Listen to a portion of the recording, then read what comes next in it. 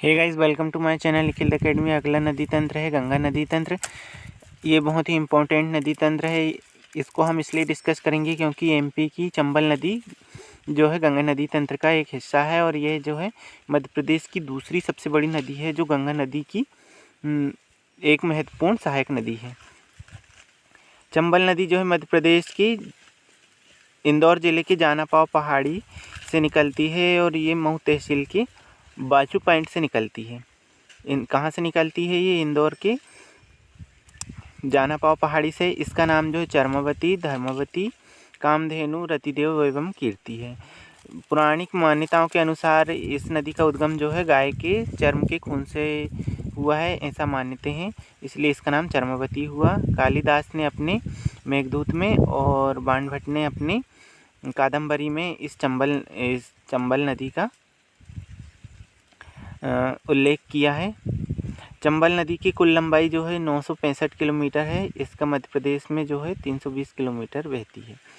चंबल नदी जो है मध्य प्रदेश में कुल कैचमेंट एरिया जो है 57,054 किलोमीटर स्क्वायर है। चंबल नदी चित्तौड़गढ़ में, राजस्थान में और एमपी की जो है प्राकृतिक सीमा बनाती है।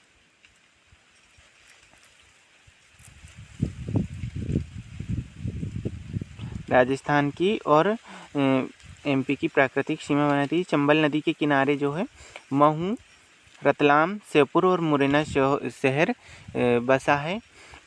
और एक और इम्पोर्टेंट फैक्ट जो है मंदसौर जो है, भले ही मंदसौर से जो है चंबल नदी बहकर गुजरती है, लेकिन मंदसौर जो है शिवना नदी के तट पर बसा है।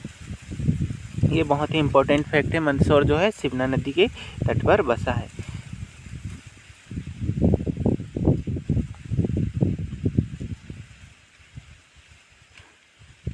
इसकी प्रमुख सहायक नदियां हैं काली सिंध, पार्वती, बनास और क्षिप्रा नदी। क्षिप्रा जो है इसकी प्रमुख सहायक नदी है, ये इम्पोर्टेंट है।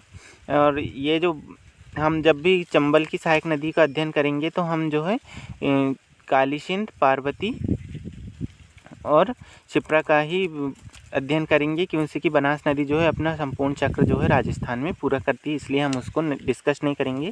केवल याद रख लेना, राजस्थान में बहने वाली बनास नदी जो है एमपी की चंबल नदी की सहायक नदी है। ये इम्पोर्टेंट फैक्ट है, कई बार प्रश्न पूछ लिया जाता है। ये चंबल नदी जो है पहले इंदौर से निकलकर एमपी में बहती हुई राजस्थान में जाती है और फिर पुनः जो है लौटकर मध्य प्रदेश में आती है।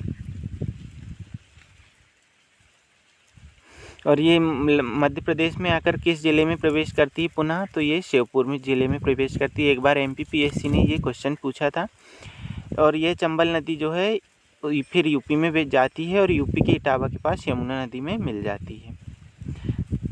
ठीक, इम्पोर्टेंट है, ये याद रख लेना। चंबल नदी जो है यमुना की एक सहायक नदी है। चंबल नदी जो है भैंसड़ोगढ़ में 18 मीटर ऊंचा चुलिया जलप्रपात बनाती है। ये जो कहाँ है? चित्तौड़गढ़ के पास भैंसड़ोगढ़ है, ये राजस्थान में है। ये 18 मीटर ऊंचा चुलिया जलप्रपात बनाती है। चुलिया जलप्रपात बनाती है, ठीक है।